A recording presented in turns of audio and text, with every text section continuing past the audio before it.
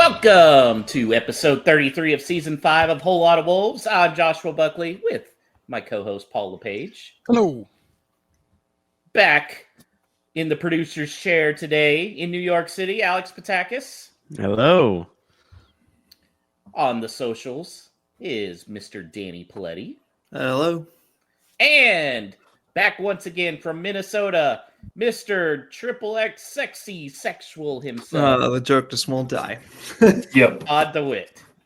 Howdy, Did you y'all. get it back? Did you get back the Twitter handle yet? No. I did see the account was suspended, and I tried, but no luck.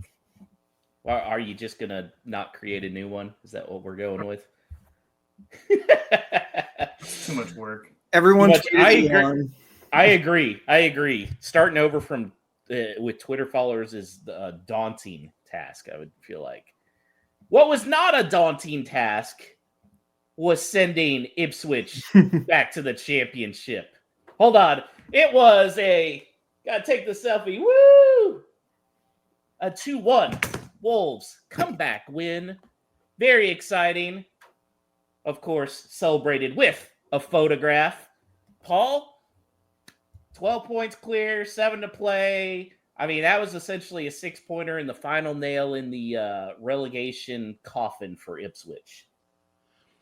I think it shows the difference in difference in quality between that bottom 3 team and then us above them, like Ipswich, Southampton getting relegated, Leicester. It's just such a gulf this season. And Saturday's game really highlighted it in a way, because although we went a goal behind, it never really seemed that we were that flustered. It gave me the vibe of Premier League team going away in the FA Cup against a team from a lower division who'd huff and puff, but ultimately our quality would run out. And that did. And in the end, I think it was fairly comfortable. If you look at balance of play, number of shots, I don't think Sarr had a save to make in the second half. So it really was a quality performance, topped off by some excellent execution by some of our top players. Well, it wasn't all sunshine and rainbows. In fact, Wolves seemed to kind of fall back into some bad habits, giving up that first goal, and it really had me thinking out loud, we could be in trouble here. But Todd, what did you think of what was going on with that defense? It was very Gary O'Neill-esque. I don't know. I think I had the same thought about what the defenders were thinking. Had no clue what was going on, no idea where I was supposed to be. Just kind of shut off for a moment. And just kind of a calamity of errors led to that goal, because that should have been easily dealt with. Easily dealt with. Whose fault, Danny, do you think it ultimately was on that? I mean, it's just maybe one of the many that we've let in this season that have been a bit of just switching off at the wrong moment. I think Aitnori's not probably close enough to his man who gets the header. And then, I mean, the goal is the goal that Liam Delap scores every game. So I don't know. It wasn't terribly surprising either, because of the sort of defensive record we've had this season, even under Vitor Pereira, nor was it surprising because of the sort of goals that Liam Delap has scored for Ipswich. So it was pretty much cookie cutter. Obviously, the context of the game made it feel a whole lot worse than it probably actually was. Alex, did you get shivers at halftime thinking we might actually blow this? I was actually kind of confident. In fact, not to toot my own horn, but took a little Wolves money line plus 450 at half. I did. Someone too. like you would appreciate that. See, that's what I'm talking about. Yeah, I looked at the half. I was like, all right. Yeah. I just felt like the goals were gonna come, and I was heartened by the fact that outside of that Delap goal, which felt like a very Gary O'Neill era goal, that there really wasn't a lot of threat coming from Ipswich, whereas I thought with Wolves they were gonna eventually bring it on, and even with Matthias Cunha out and Geddes coming back from injury or whatever it might be, I still feel kind of confident about some of the options off the bench when the opposition is Ipswich, right? Like for some of the bottom half of the table teams in the Premier League, I feel like some of the bench players that Wolves have are actually pretty decent options coming on. I think some of them made a pretty significant impact. So we saw that. So I was heartened by that and kind of knew that there would be some changes that might open up the game a little bit. Well, and speaking of those guys coming off the bench, Paul, it was Pablo Sarabia and Rodrigo Gomez to a little lesser extent, but I feel like he also was a big key. They kind of formed the perfect duet coming off the bench for Wolves.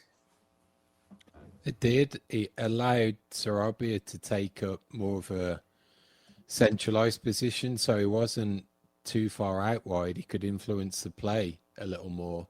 I think what Rodrigo Gomez gave was a natural outlet as a dedicated right wing back in a more offensive set, which Semedo brings everything defensively.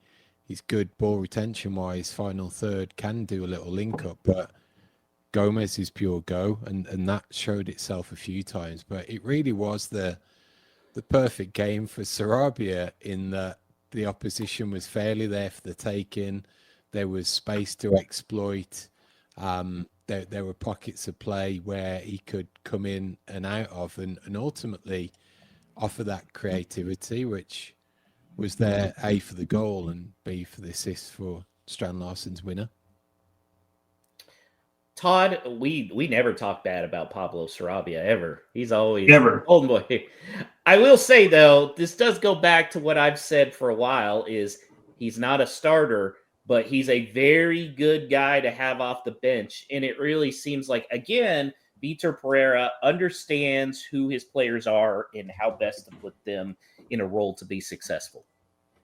Yeah, I don't want to turn this into just a rag on Gary O'Neill, but it's very clear that Vitor Pereira knows how to actually get the best out of these players and knows how to set them up for success, whereas Gary O'Neill really struggled with that, obviously, especially during the first half of the season. I was when I saw Sarabia come on, my heart kind of sank a little bit, but I was like, you know what? He's creative. He may not be the fastest. We'll see what he can do. With Rodrigo Gomez, I was very excited. I'm not sure Vitor Pereira actually gave a halftime speech. I think the team was just rallied by that infectious smile of Rodrigo Gomez coming on the pitch. He was just imagining what it's like to come home to his woman. Just Lord. Big old smile. Danny, let's talk about Rodrigo, though, because it seemed like the injury kind of kept him out of Vitor's plans for a while. Now he's getting work back in, but since relegation is all but in the past now, do you feel like we need to see more minutes from Rodrigo Gomez? Oh, 100%. I mean, I think the really tricky part of it is that the spot that he's most likely to take is that of our captain. And that makes it a little more difficult to get him starts. But honestly, whatever way we can do, and this might be a bit of a theme of some of the things I'll say tonight, but it's like hard to almost answer because like it's all internal to the team and who we think is likely to go. You know, is Semedo like 95% out the door, barring like, you know, a huge turnaround in terms of what Wolves will offer him? You know, how good is the market for Ryan Aït-Nouri? Do Wolves know that? Like, these are things that you could shift around and get Rodrigo Gomez on the pitch. And I think that if they know that behind the scenes, then there's every reason to try to get him minutes over players who won't be here next season. But I personally can't tell you like the likelihood that any of those things happen. I think it's likely that Ryan Aït-Nouri leaves, but I don't know, you know, like if they know something about his long-term future at Wolves, then they'll have to make that decision. So, Alex, the question's going to be with Gomez. Is he a right wing back? Is he a winger? Do you try him at like right or left mid a little further up? Like, where is he ultimately going to settle? I mean, I guess I could only go off of what I feel like we've seen so far under Vitor Pereira, assuming that Pereira will be the manager going into next year, which I think is very likely. It seems to me that the big difference with Rodrigo Gomez's usage under Pereira compared to Gary O'Neill is that Pereira really believes he is a wingback, and he was a very effective wingback before he came to Wolves. So in a way, I feel like Pereira is kind of just simplifying things, and I love the pace that he can offer as a wingback. Not that Nelson Semedo doesn't offer that pace, but I do think he offers a little bit more of a goal involvement threat than probably Nelson Semedo has over his times at Wolves. So I think if you go into next season with Rodrigo Gomez and presumably Pedro Lima as your wing backs on the right side, I mean, you're losing the experience and maybe defensive stability, it's at least proven defensive stability of Semedo, but you're also gaining a lot of potential in terms of what you can get on that right flank, which again, I don't necessarily know. I mean, I feel like the biggest unknown for Wolves if we're projecting forward is like what their forward line is going to look like, right? Like where are the goals going to come from outside of likely Strand-Larsen? Where's the attacking threat going to come from? Where's the pace going to come from? And I think Rodrigo Gomez, I think is a positive in a lot of those areas. And I still think he puts in one of the best crosses of anyone on the team, which if you're looking at Jurgen Strand-Larsen's, recent streak of scoring and maybe him proving that he can be a true number 9 on this Wolves team, I do think you want some wingbacks who can contribute to that, right? Who can give him some chances, who can put in a good ball. And I think in the limited amount that we've seen Rodrigo this year, he can be just that. So personally, I think he's a good option at wingback. And his work rate is also extremely high. I don't know how he necessarily is as like a one-on-one defender. I certainly don't think he's at Nelson Semedo level, but you're going to get the work rate from him at least. So I think what you can factor into that setup potentially next season is that right-sided centre-back position is going to be strengthened. Now, Dark hasn't done badly, but if you got Mosquera coming back, there's an option there. Giga could get minutes through the rest of the season, so we could see what he's like. So I think the opportunity really exists to look at those wing-back positions as definitely more offensive moving forwards. If Rand stays, then he offers something different to Gomez in that he'll be the skill, get to the byline, try and cut in a little more. I get the feeling that Gomez is going to be more hugging the byline and then trying to get that cross in. And the one on Saturday was beautiful, and really Strand-Larsen should have buried that. It was on a plate, but that goes to show what the potential be in terms of creativity from that particular position. Yeah, speaking of Strand-Larsen, Todd, he had a couple earlier chances. It just felt like he had a goal in him, and he did put it away to ultimately give Wolves the lead. He has 11, which is too shy of Raul's 13 that he had his first year with Wolves. Just really exciting to watch this kid develop, especially with Cunha gone. Yeah, absolutely. I think he has realized and taken the mantle that Cunha's out of this team, and he needs to step up and start contributing more so. I'm excited. I think to see him play and to see some of his that chest down or how he controlled the ball for Sarabia's goal was incredible. Even his goal he took, it was behind him, and he just kind of, I'm just excited to see where JSL goes and what he develops into. And I think under at least Vitor Pereira, we'll see maybe not the best out of him, but more than we saw under Gary O'Neill. Seems like, Danny, he's really given the squad a boost of intensity as well. He's kind of, him, Gomez, Andre have really kind of focused the team and made them scrappier. Yeah, I mean, the elephant in the room is also, and I'm sure we're going to get to this, is, Cunha's absence and how that's made us sort of play to his strengths.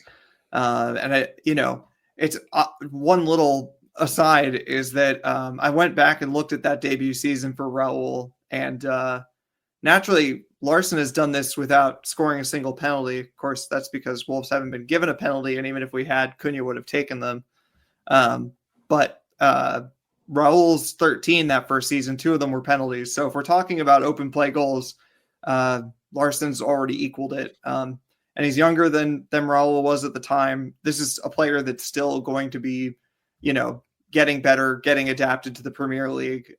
It's really exciting to see us going into next season potentially with like a bit of a squad rebuild, and like we'll be able to continue to build things. Not like, it's not like we're building the team around him, but we're going to build to creating the kind of opportunities that he can put away. It's kind of like what we were talking about with Rodrigo Gomez. One of the benefits of having him in is that he tends to hit those crosses earlier and from deeper. And I think that Larsen really thrives on that kind of thing, where he has a bit more element of surprise because he's not like the biggest jumper, to be honest. And he can find a better space for it, as opposed to someone who's going to get to the byline and swing something in the other way. Just simple things like that. We could see, a somewhat different way of playing next season that's even more tooled to getting him chances. So exciting. That 3-6-1, perhaps? I don't know. The legendary 3-6-1. Alex, what a celebration by Strand-Larsen and by Andre, who really just got the spectacular, grabs the phone that's being recorded, gets a nice selfie and a video. How would you rank that amongst your favorite Wolves celebrations? Because we've had some good ones over the years. Yeah, we have had some good ones. It's certainly up there to just think even the gravity of the situation, what it meant to come back and beat Ipswich and basically just secure safety for the rest of the season, because this has been a very, very stressful year. So there was an element of relief, but I still think in terms of recent Wolves history that think what you want about him now, but the Cunha one, I don't know if it was the tequila sunrise shots or what against against West Brom, but there was something just so amazing about that, because it just felt so personal and so targeted, and rather than just pure joy, it was also like a little bit of taunting and a little bit of shithousery on Cunha's part, which is always a little bit fun. So, but this one was really good. And then you combine it with further Jurgen Strand-Larsen celebrations with the weird googly eyes thing. Like, is there a backstory there, or is that just like? I think it's the glasses, right? I think it's the glasses being pulled off. According to Stu, who was there, it was just a kid gave them to him. Now, whether the kid meant that as a reference, you'll have to make your own assumptions. But my understanding is that they were not glasses that Larsen brought with him for the express purpose of using. So I'll say this: I think I've grown to know British fans to know that was on purpose. Those were yeah. And Strand-Larsen may not have realized it when he grabbed them, because he seems kind of like a little innocent guy at times. He doesn't seem like someone who would taunt like a 65-year-old steward. No, I don't think so. But I mean, maybe inadvertently. Yeah. Paul, what's been your favorite celebration in recent history? That one's up there. Neves at Villa, the 3-2. Again, when you've got that crowd involvement, jumping in the crowd, that adds an element to it. Either magnitude of the game or magnitude of the opponent in terms of rivalry, and it pains you a little bit to look back at Cunha at the Hawthorns, but that was pretty iconic, certainly at the time. Todd, do you have one? Yeah, I know it's got to be the Sin Cara mask. I know that was mine too. That result did not go our way, but man, that celebration, so good. Isn't it the anniversary of that game? Didn't somebody post that? Today, I think, or yesterday. Yeah. Yeah, that's always gonna be my favorite, I think, as well. Even though the result wasn't just the pure disrespect towards Watford. It's hilarious. That's a Terrell Owens type hide in the Sharpie deal. Yeah, just the forethought to plan that. I was just like, yeah, got to give it to Raul on that one. Yep. Danny, what about you? That one's so good. Also because of like the history that comes later with Ben Foster and getting wound up by the Wolves fans constantly. Yeah, it's hard not to pick that one just for its sort of pure audacity. I don't know. I'm probably going to go with Paul on the Villa away one. I just still remember Traore coming in late to the dog pile near all the fans who were going insane and basically dropping the people's elbow on the whole group. There's this, it's like one of the most joyful little clips that I go back and watch it sometimes of him just like arriving late and just like his full jump height, which was actually pretty shockingly high for a guy so big. And just like, I don't know who was under, it might have been Kilman or someone, just like absolutely obliterate them with his arm. Hey, man. Adama don't miss leg day, all right? He's got the vertical leap. So, Paul, we've got all these good vibes. Like, it really seems like the team's gelling. So now the elephant in the room. The suspension is over. Cunha can come back. They've looked really good without him. He still have the release clause. What do you do if you're Vitor Pereira? Continue to do what is done and not change your winning team, regardless of being at home, regardless of Menezes. I think the way that he's spoken about the likes of him and Bellegarde, they've earned their shirt, they've earned their jersey, and it's going to take a lot to get it off of him. I think even though Sarabia came on and did fantastic on Saturday, I still think Bellegarde retains the starting line in the starting lineup just based on his contribution. Probably should have scored himself. Put a good through ball into Strand-Larsen in the first half. So, stick what we got. If he gets a place on the bench, he's probably taking up someone like Carlos Forbes. So there's an opportunity there. But even to the extent of if a deal has already been planned, or there's talks, or representatives are talking to other representatives, let's not screw it up by getting himself hurt. So stick him on the bench, wrap him in cotton gloves, maybe a token appearance here and there for 10 minutes at the end of a game, some garbage time, or if it's a dead rubber at that point. But as far as it goes, don't change your winning team and keep the momentum. Todd, I know how you feel. Would you even have him on the bench? Oh, no. No, not at all. The only reason I put him on the bench is maybe to give him some garbage time minutes, maybe to keep him in the shop window, but everyone already knows what he's capable of, pulling off that spectacular. I think just putting him on the bench, even for that 10 minutes, gives him 10 minutes to be just a dickhead. And I don't want that. I want to keep his value as high as possible. And unfortunately, I think the less we see of him, the higher his value is. Danny, it's looking like Manchester United showing interest in Cunha. You think that's a fit for everybody involved, Wolves included, with £62.5 million? I mean, we don't really got a say in the amount of money we get for him, really, and I think it's a great fit for his personality as well.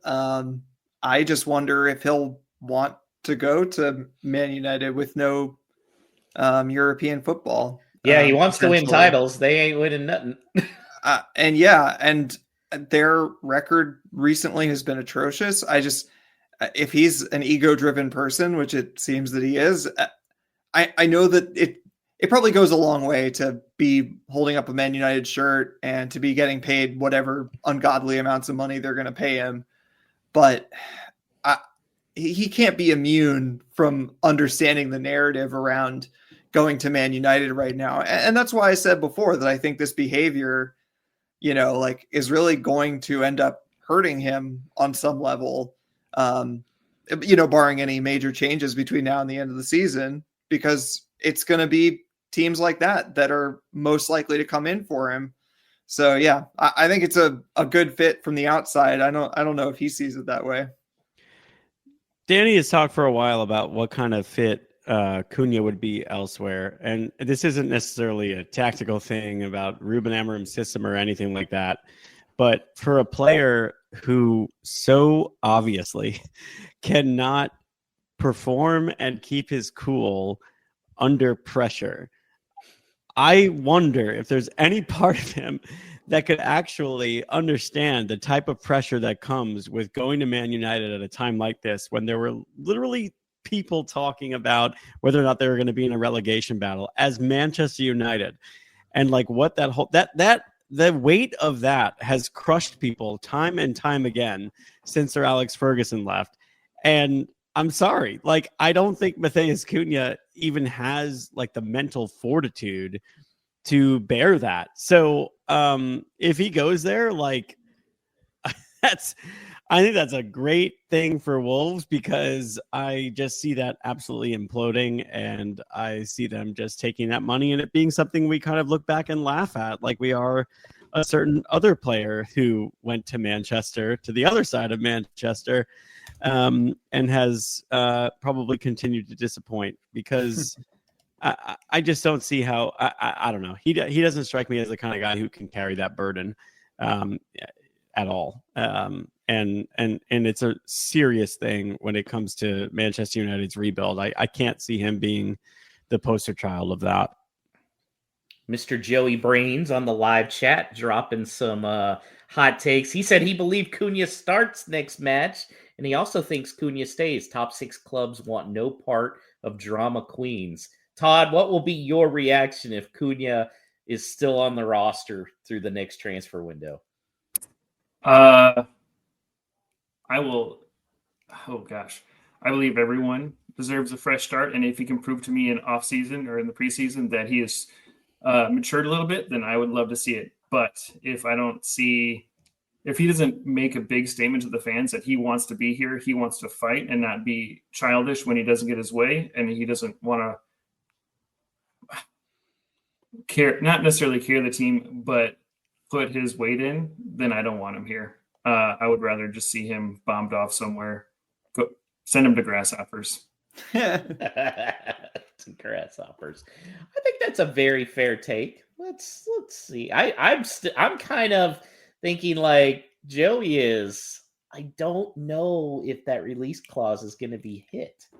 I think you might underestimate the extent to which teams, especially Big Six teams, think that they can fix a player, you know? That's true. It's true. Like, oh, well, everyone's going to be grumpy when they're in a relegation scrap, and you know, like, our physio team will be better on his body, and he'll be so much happier when we give him all this money, you know, like, and like, there are some teams that might just have to be greedy about it. Like, you look at, like, if Nottingham Forest make it in the Champions League and they feel like they need a man of his talents, you know, for them to get Champions League level players is not going to be cheap, and they can't just continue lighting Greek money on fire. You know?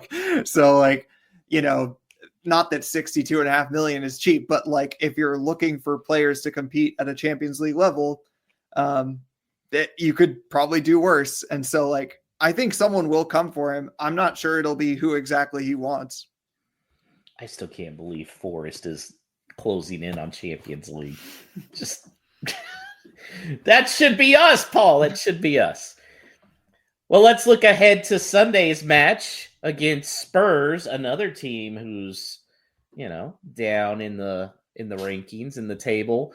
The game's at Sunday, 9 a.m. Eastern, 8 a.m. for me, Todd, and Paul.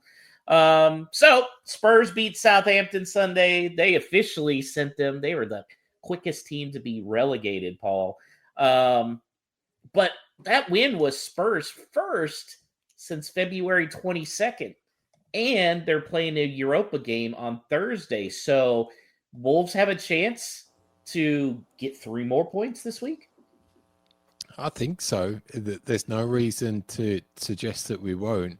I think it's going to be a pretty open, pretty attack-minded game, just based on the feeling that now the the shackles will be off in terms of our plight for sure. And who knows what Spurs team are going to show up as well. A couple of early goals, they could crumble, or it could be a little end to end. So it's definitely one of those games that you can look at with an air of excitement and a certain entertainment value about it, knowing that you haven't got that dread that you need the points.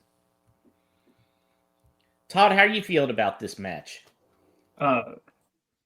Good. Way better than it was a few weeks ago. I think just our run of form right now and just the team chemistry. I think we can beat them. I think we can at least get something out of this game, because I don't think we used to not fear anybody, and I think we're returning to that sort of thinking that it's us against them and we can beat anyone on our day. So yeah, I think we can get something out of it. I agree. Danny, I hear you have new catchability rankings. Yeah, that's right. I don't know if anybody uploaded it for us to show, but I will definitely be posting it tomorrow on Twitter. But basically, just to give a sneak preview, basically, I've taken out Ipswich and Leicester below us, because I now think that the catchability conversation for them has pretty much ended. And now the catchability conversation is about West Ham, Everton, Spurs, and Man United, who are all above us. Of course, Wolves now on 32 points, West Ham and Everton on 35, Spurs on 37, and United on 38. And of course, all of us with 7 games left to play. And I think you'll see that we have at least as good a schedule as pretty much any of those teams. So, and certainly the best form, recent form of any of those teams. So, not out of the realms of possibility that we finish somewhere other than 17th, which I think would have shocked us all back in December. Did you guys see the Vitor Pereira hype video? I can't tell if that's his actual account or just a fan account. Because it was like all this like music showing 9 points when he took over and where they are in the table now. Funny stuff. Alex, Spurs have that game Thursday against Frankfurt. Do you think that's more of a priority for them than this matchup on Sunday against Wolves? I suppose, because they are safe. I mean, I don't know how much higher they could really finish in the table that would really make a dent, as opposed to, winning a European competition would. Ange likes to tout himself as someone who wins trophies everywhere that he goes. So this is his last shot at doing so. So if I'm them, I'm putting most of my chips in that basket at this point. They are safe. It is embarrassing where they are on the table, given the status of the club. But at the same time, getting a result from the Wolves game or not getting a result from that game, I don't think really makes a dent in it for them. So I think they look at the game against Frankfurt, especially being, I believe they're at home. That's one they got to go for and pretty much wrap up that tie before they go on the road, because if that's in jeopardy, they would be probably, even by Vegas odds, the underdogs to advance if they're going on the road without some type of lead in that tie. Paul, wouldn't that be so Spursy for them on a season where they've been dreadful in the Premier League to finally win some kind of title? Definitely. It's one of those that you just see that potential car crash of a season all of a sudden turn around and stumble upon a trophy. I quite like Ange, I've not really followed the team and the style of play so much, but I like the way he comes across and everything. So there's part of me that would quite like it based off of that. I think that they will genuinely be targeting the Europa League competition. They've been pretty open about it recently. Basically, I mean, they've known that they're safe because of how bad the bottom 3 are, but winning this competition is their only way into Europe. And it has been for a couple months now.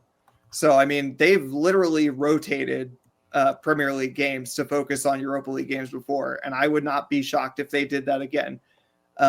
obviously that really depends on the result this week. If they can win 3-0 or something, then they probably play a pretty relaxed team against us and then rotate next week. But if it's tight at Tottenham Hotspur Stadium and they have to go get a result in Germany on the following Thursday, then I would not be surprised to see rotation at Molineux. That would be a shame. That would be a shame. Well, let's look at the standings here. Chris this was the first 3 points the guest spot has gotten this year. So they have 10 total. Good job by Chris Fisher. Todd, you've contributed one of those points, so have a chance to do better tonight. As for the rest of us, Danny, catchability, going to be tough, 31 points. It's looking good for you. Alex, 23 points. He came in with 2-0 Wolves last week on our text thread. And then me and Paul each got a point, so I'm still 2 points ahead of you, Paul. Can you catch me? We keep on going. I can rotate the squad as well. All right, so we'll start with you, Todd. What are you thinking for Wolves Spurs? I think the vibes are going to be high. I think Strand-Larsen will have one eye on catching Raul and also surpassing Cunha's goal tally for this year. So I'm going to say 3-1 Wolves. Ooh, 3-1. I like it. Danny? Yeah, I'm riding high too. I'll talk about Spurs instead of Wolves like he did. I think the vibes will be good on our side. I think that Spurs have been very grumpy with their ownership, and with Ange, they don't love him right now. He was literally cupping his ears at the Spurs fans for a goal, and then it got disallowed. And then he said, "Oh no, I just wanted to hear them cheer," which is insanely bogus. And to add to that, they still and forever will play a high line under Ange. And I think with the right team selection, even if it's Cunha starting, I personally think he shouldn't. But I think we can do some real damage. I want to point out, this is a team that lost to Leicester. And in a game where Leicester looked like they deserved to win too. So I think with the vibes good at Molineux, I genuinely think we have a very good chance. And I'm only going to take into account that we don't tend to score tons of goals and say 2-0. 2-0. All right, Alex. Yeah, I'm going for a Wolves win as well. We've been defensively solid. I think they're reeling. I do think they're going to rotate their squad. So I'm going more along the lines of what everyone else has said. And I'm gonna say I'll say 3-1. I'll go with Todd on that one. Okay. Paul? I'd really like us to close out the season like Crystal Palace did last year. Do you remember when they came to Molineux and just looked like they were a Champions League team? So there's part of me that hopes we do something like that. But on Sunday, I just think it'll be two teams that can play pretty relaxed and based off of that, I think it'll be entertaining. We'll keep the good vibes going into the remainder of the games, but I'm going for a 2-2 draw. 2-2 draw. So see, I thought I was crazy for thinking draw too, but now I can pick a draw and not have to lose points to Paul. What the hell? I'm still going 2-1 Wolves. I like the vibes. And you know what? If Paul catches me because I'm rooting for Wolves and he's not, that's okay. 2-1 Wolves. No Stupid Questions is brought to you by Esfuerzo Wines. Located just north of Santa Barbara, California, Esfuerzo Wines showcases passion and 3 generations of winemaking in every bottle. Whether you're toasting some Vino de Vitor or winding down after a day of work, let Esfuerzo Wines transport you to the heart of wine country with each sip. Now at esfuerzowines.com, you can use the promo code VITOR, that's VITOR, at checkout to receive a 30% discount off your order. And don't forget to try the special edition 1-pack wines to show your passion and support for Wolves with each glass. This message is intended for those of legal drinking age. Do not drink and drive. Excessive alcohol consumption may be harmful to your health. If you or someone you know is struggling with alcohol abuse, please seek help. Esfuerzo Wines reminds you to enjoy their product responsibly and in moderation. That's right. First the points, then the pours of wine from Esfuerzo Wines.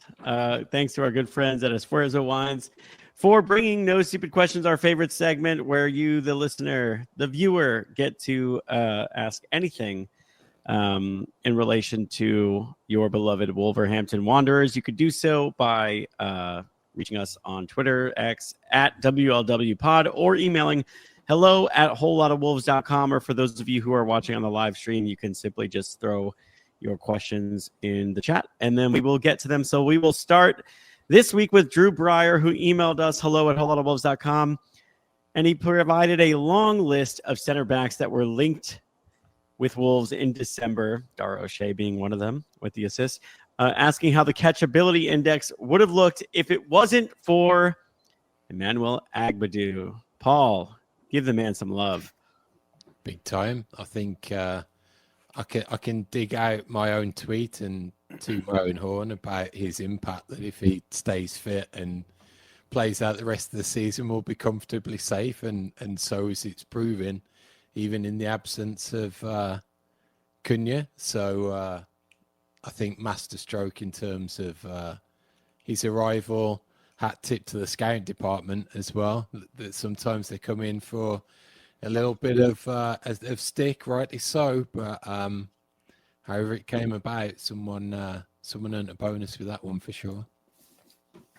He's got to be the captain next year, right? Assuming Semedo goes. You just don't want to jinx him, do you? Yeah. Yeah. I don't want to jinx. I don't want to jinx Agbadou. I don't want to jinx João Gomez. He's another contender, possibly in the middle of the park. So it's. I'll keep the cowboy hat away from Agbadou. Yeah, don't let him see it. Yeah, good shout. Yeah, it is funny to look back on some of those guys where it felt like the sky was falling because we didn't get Dara O'Shea, and then Emmanuel Agbadou looks like an entirely different type of athlete than O'Shea when it comes to his capabilities in the center of the field. So point well taken from Drew. Agbadou has been a savior. Drew also asked us on X, do you think the absence of Cunha has unlocked João Gomez as a ball carrier? He's a different player out there. Doing the give and go with Andre and Semedo, he seems way more offensive since he signed his contract as well. Also, the bleach hair. Do we have to add him to a spreadsheet somewhere, Danny? I don't know. Maybe that's why. So what do you think, Danny, in terms of the difference in João with Cunha out, or is it just in terms of the bleach hair? Yeah, I haven't looked into that yet, but we'll have to take a look at the stats.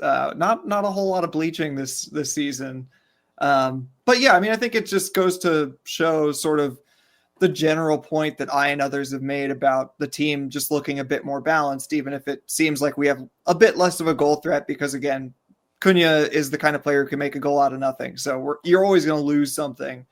But one of the ways in which you gain is that there is more space for João Gomez to go into with the ball, which is what he wants to do. He prefers not to receive the ball facing his own goal under pressure. He has to sometimes, and he's pretty good at turning out of that pressure. But what he really likes is to receive it, especially from someone like Andre, and to move forward with it. And it's the same thing with Marshall Manetzi, who I know that Vitor sort of name checked him. I know he's not, the most technically beautiful of footballers, but Cunha's absence is getting him into those spaces that Cunha used to be, and that is unlocking Larsen a bit. So it's like there's a lot of little knock-on effects. And I'm not going to sit here and say like this is a great reason to bench Cunha. He's actively hurting these other players. João Gomez was doing great before Cunha was suspended, but there are a lot of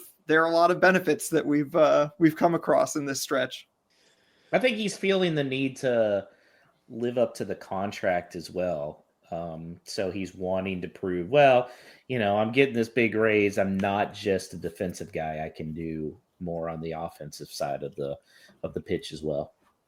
I think if he turns into that true number 8, I think he's got 3 goals this season, with 2 assists that maybe popped up. But if he gets into that 6 to 8 goals range, which if he's got this added attacking intent in his armory now, like it looks, that run and shot on Saturday that hit the post, if he's showing that he's got that capability as well, he's got that in his locker, he can score from corners, set pieces, that will really be showing that the contract's there to protect his value, because it's only going one way. Yeah. And the question I feel like was more about, Cunha's absence and the need for someone to carry the ball up the pitch. And I just think that the defensive solidity in Pereira's Wolves team is a reason that João could even be afforded that opportunity. And it has more to do with that than anything else. And, oh, by the way, as much as he feels like a staple in this team and really the foundation of this team under Pereira, Andre wasn't always in this team, and I think playing with a player like Andre enables João to have a comfort level to do a number of different things in the midfield. So shout out to Gary O'Neill, who couldn't find a place for the best number 6 in England in his team. Okay, on the theme of informed players, at Bailey OJ on X asks, who's our player of the season so far, and who do we think will win the player of the season so far? Todd, player of the season. Andre. Even though didn't feature for half the season, I think this back half has shown his quality and what he can do in this team. I think he's our player of the season. Okay. Let's go around robin real quick. Josh. I want to say Agbadou. I think Agbadou, you could make a real claim, kind of like Dawson was. I mean, this defense just changed completely once he came in. So I think he's got it. As for who the players will pick, don't be surprised if they still pick Cunha. Oh. Just throwing that out there. Oh. Okay. Paul? I think Agbadou's a really good shout. I'd probably go with that as well, even off the basis of just that O'Neill period was just a car crash anyway. So how can anyone really come out with that with much credit? Agbadou's been consistent, it's been phenomenal. I think my player's player is going to go to Nelson Semedo. Just consistency at the whole of the season. He's not been lights out, but he's certainly been in really good form recently, and over the course of the season, it's been a pretty solid 7 out of 10 most weeks. Danny? Yeah, I'm going to add on that. So I think I tend to see the player of the season, because it's a fan vote, it tends to be a bit emotional, and I think that's why I think it's going to be João Gomez. I think that Cunha will still get a decent chunk of votes because, Twitter isn't real life and all that. But I think that he's done enough damage to his brand at Wolves, and especially with people knowing that he's leaving, it's not really going to feel like, I don't know. I think there's always a sort of feeling like, oh, I want to give it to this guy. Maybe he'll stay with us or whatever, whereas João Gomez is all of our boy, and he's also had a pretty decent season. So it just feels like that's kind of the emotional answer. And then for player of the season, I'm just going to agree with Paul, because Nelson Semedo, we know, is highly thought of in the Wolves dressing room already.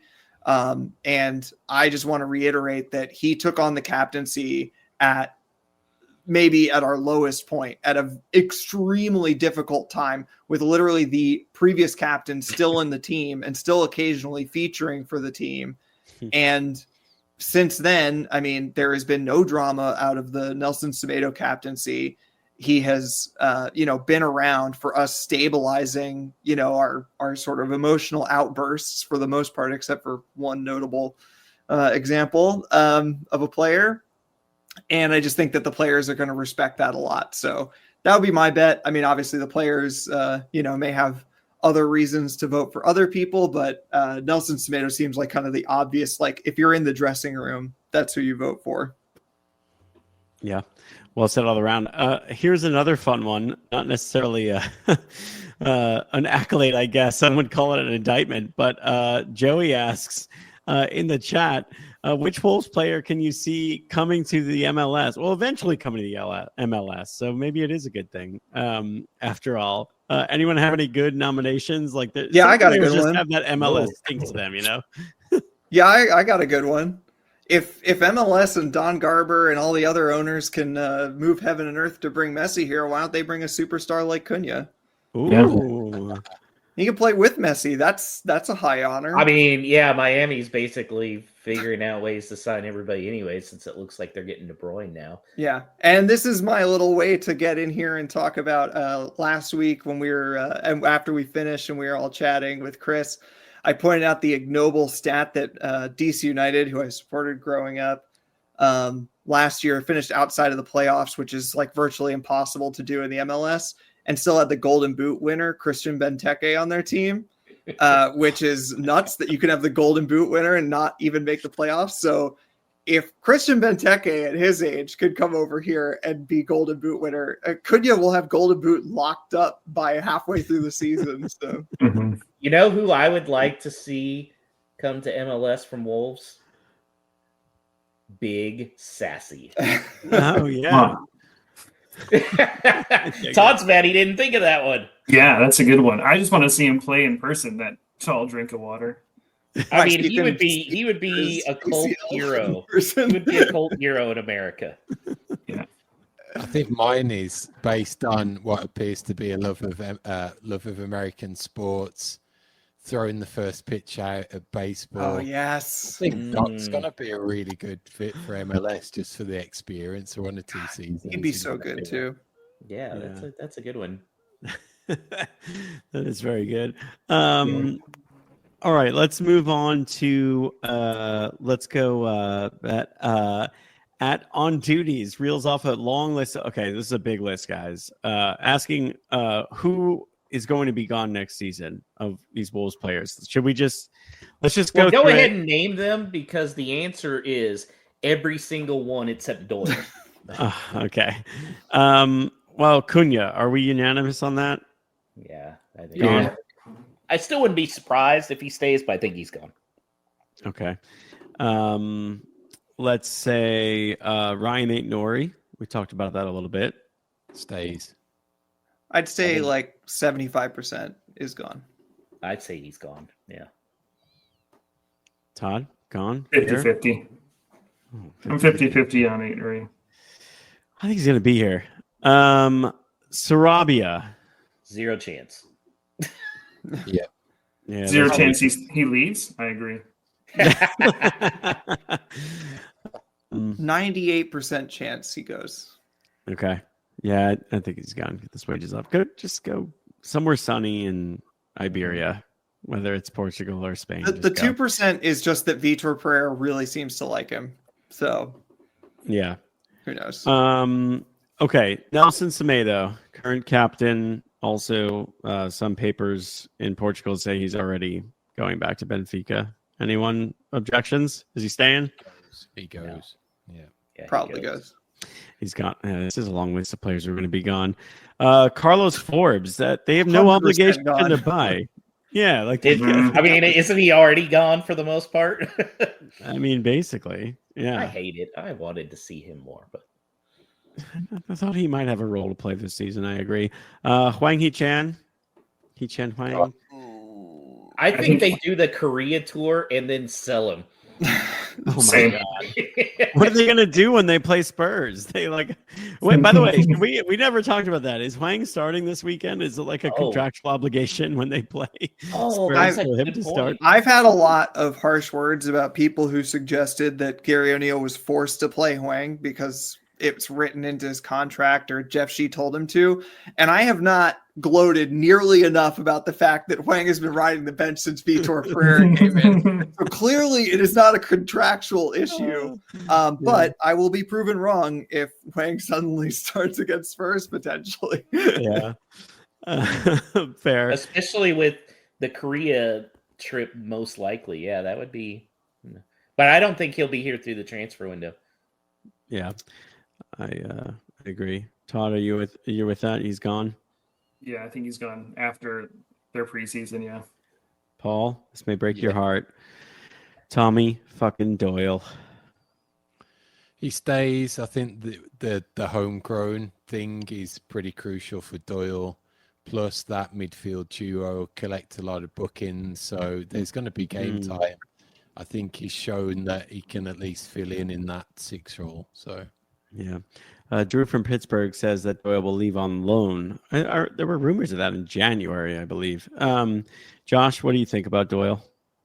I think he stays, and I think Vitor is converting him into a 10 or trying to. He made one mention of it, saying he thinks he can be more of an offensive guy, and that's why he's working with him on the training ground, I think, full preseason. So I think Doyle is going to be a big part next year, but it's not going to be in the role we normally see him in.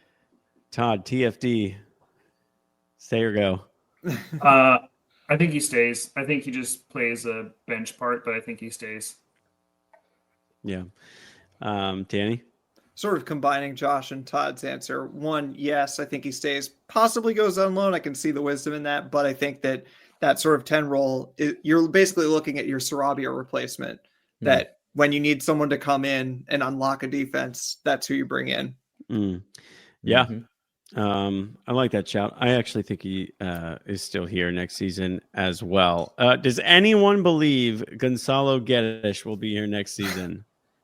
Just free the guy. Just let him leave. He's been a good soldier this year. Let him leave. It's so hard to know because he was actually getting decent minutes until he kind of like got injured, and now it really feels like they are just basically he's like a break glass in case of emergency, which is its own kind of irony. But like that he's on the bench, so clearly he can play, but it feels like they will just literally not play him if they don't have to, because they've said like he has a knee injury, he doesn't need an operation, but he's just like managing the pain.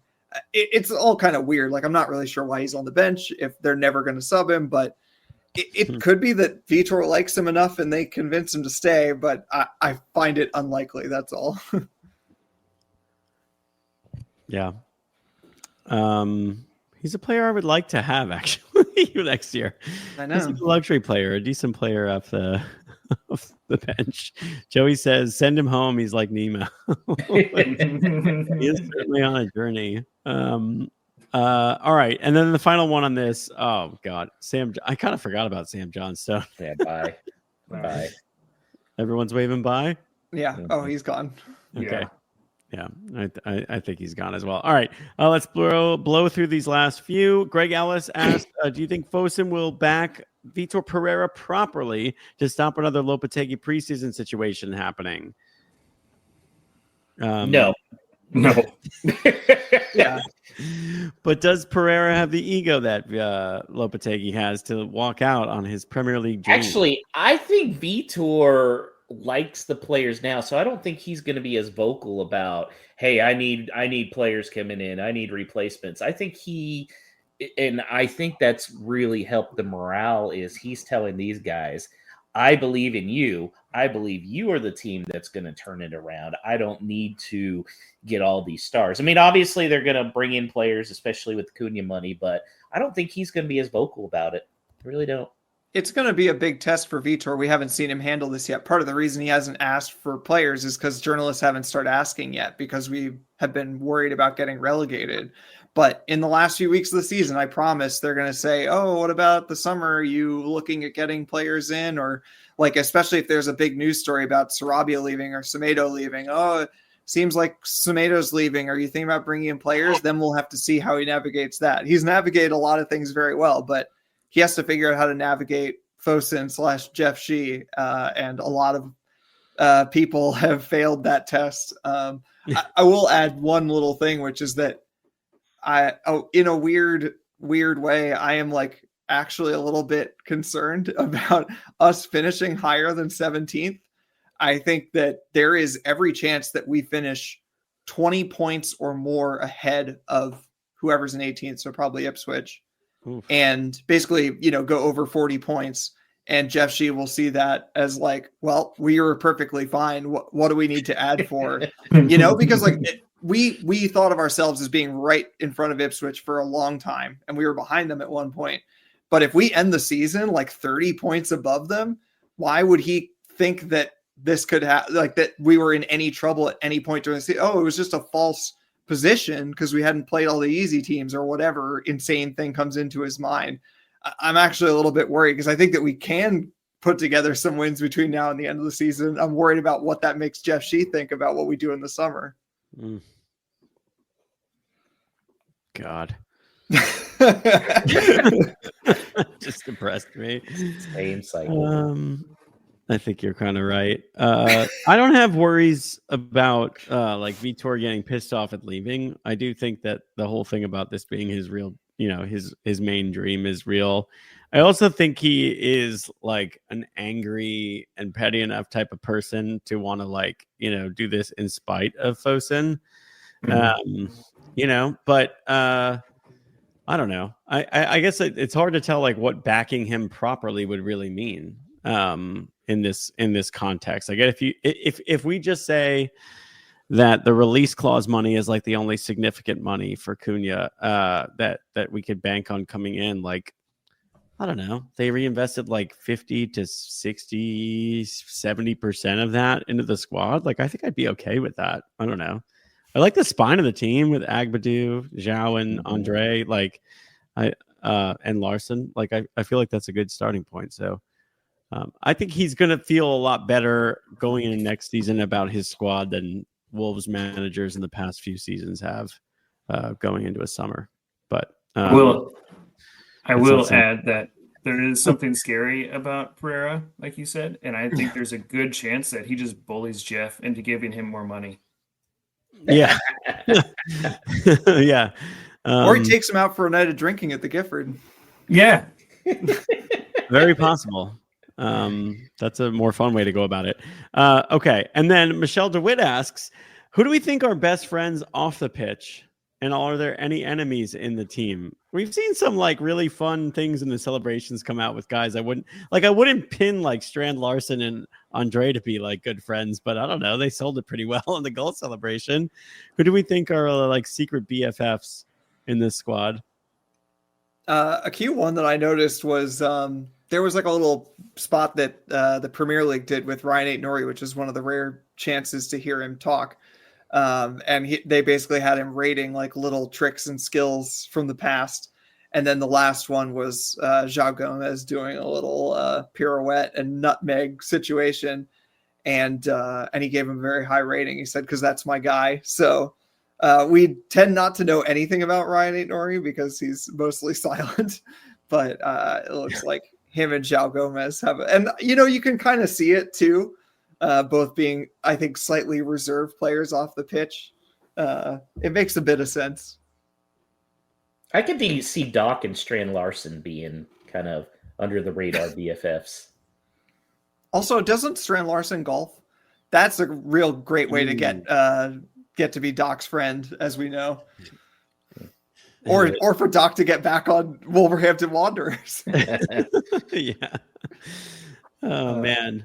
Paul, any friendships that spring to mind for you, or perhaps maybe guys who don't actually like each other, but they just deal with it? Friendships, I just think in general, Toti's a really nice guy and everyone likes Toti. I think he'll be big friends with like Agbadou, like Giga, those like younger players especially. I think Toti will be one that like mixes in different circles. Mm-hmm. For enemies, I think all the Brazilian guys hate Santi. Yeah, probably. Yeah, I bet they'd never even speak to him. I really want, there's no chance this is actually a real thing, but I really want Saw and Johnson just to be the best of buds, just riding around in their scooters. Yeah, that would be great. Oh, man. Speaking of Jose Saw on the enemies front, some people clocked the argument that Zhao and Jose Saw were having right at the end of that game. There were some questions I saw online about what was going on with that. I don't think we got an adequate answer from Vitor. He basically just said it's what happens in football, high emotions and whatever. But I can probably tell you, it's like I said before, João Gomez doesn't like to receive difficult passes under pressure, and that's exactly what Jose Saw does to him every single game. So. Yeah. I I don't know who. I'm trying to think of like who would be the closest to Bellegarde, because now that like Aït-Nouri is like maybe coming out of his shell a little, Bellegarde to me feels like the biggest mystery. Like I think he's a largely likable guy. He doesn't say much. Like I mean, like who has that personal relationship with him? I don't know. He kind of just seems like a guy who shows up for work, does his business, and goes home. But I could be completely off. Again, this is all based on absolutely no knowledge of what happens at Wolverhampton Wanderers. But like, I just feel like I know nothing about him as a guy. Although there are some French speakers at least on this team now, quite a few. So hopefully that helps. Stephen Williams on X asks whether Aaron Ramsdale regrets joining Southampton. This is what, his third straight relegation from the Premier League. Oh my God. Unbelievable. The better question is, does Southampton regret bringing in Aaron Ramsdale? I think they have bigger problems, but I will say that I think they could have found someone better. Sam Johnston. Yeah, Sam Probably would have Johnston. done a better job. Yeah. Agreed. And then we'll wrap on this question from our own Joshua Buckley, because I know how much you're loving this. Your boy Dumbo getting called out by one of the best managers that's ever lived. Is anyone enjoying Pep Guardiola saying that Matheus Nunes isn't clever enough to play midfield as much as Josh is? Also, is it funnier for American Wolves fans to read that, since clever means smart in this country? That's a tough one. Yeah, that was the first thing when I read the headline. I was like, dang, Pep just said he's too stupid to be a midfielder. Which is funny, because there was a time before he came to Wolves that he called him one of the best midfielders in the world, which he was just pumping him up before a Champions League matchup with Sporting. But yeah, it sounds like he's either right back or nothing at Man City going forward, which is insanity. Inject it in my veins. Yeah. I think the same comment applies as I said about Ramsdale. City have bigger problems than Matheus Nunes right now, unfortunately. So Yeah. he's just going to get quietly swept under the rug. So, Paul, when you say clever, do you mean it to be smart, or do you mean it to be like, oh, just, creative? No, clever is in the smart case. Like, Okay. He was very clever at school, means he got good grades and was intelligent. I do think you obviously had some second language Pepism in that he was definitely meant to be like footballing intelligence, or he needs to have a wider understanding. I think he got done a little like that, but it still doesn't stop it sounding pretty funny. I can't imagine like there being a situation where it's like an NFL coach said, yeah, he's not clever enough to play quarterback. Oh man. Yeah, that would become a very that would be leading First Take for sure on ESPN. Judging by the standards that someone like Pep probably has for midfielders, I think it's I'm not surprised at all that he would say something of the sort about Matheus Nunes. But good luck to him going forward. And that'll do it, I think, for No Stupid Questions. A lot of good questions this week. Thanks to everybody who wrote in, and thanks to our friends at Esfuerzo Wines. Visit esfuerzowines.com. Use the promo code VITOR, VITOR, at checkout to get a 30% discount on your order. The vibes are high. Vitor's having his post-game pints. I'm having my post-game wines. You could do the same with our friends from Esfuerzo Wines, who bring you No Stupid Questions each and every week. Well, Todd, we can't get a hold of you on Twitter, so how do we get a hold of you? Great. You could send up a flare and I'll just come find you. Otherwise, you can look me up on Blue Sky. My handle is somewhere here at Todd DeWitt. Also on Instagram by the same handle. Otherwise, just swing by the Blackheart of St. Paul any match day. I'm probably there, or a Wolves fan will be there, even if it's midweek. So yeah, come by for a drink or a shot of Malort if that's your thing. That's nobody's thing, but we'll still do it. Hell yeah. That brings this week's show to an end. Thanks to Alex producing, Danny on the socials. You, the wonderful podcast listener or YouTube streamer, thanks for your support, because this is why this whole thing works. If you're inclined, please do give us a 5-star review on your podcast platform of choice, or if you're yet to do so, head over to YouTube, subscribe to the channel, give it all the thumbs up and support that you can, because all of that work helps with our exposure and growing this pack on our side of the pond. So we will be back this time next week. We're going to break down everything what happens at Molineux on Sunday against Spurs, and then preview next weekend's trip the following week when we go to Old Trafford to take on Manchester United in another catchability 6-pointer. So if you're around the water cooler tomorrow when you're asked whose house is it, tell them it's Wolves' house, and up the mighty Wolves.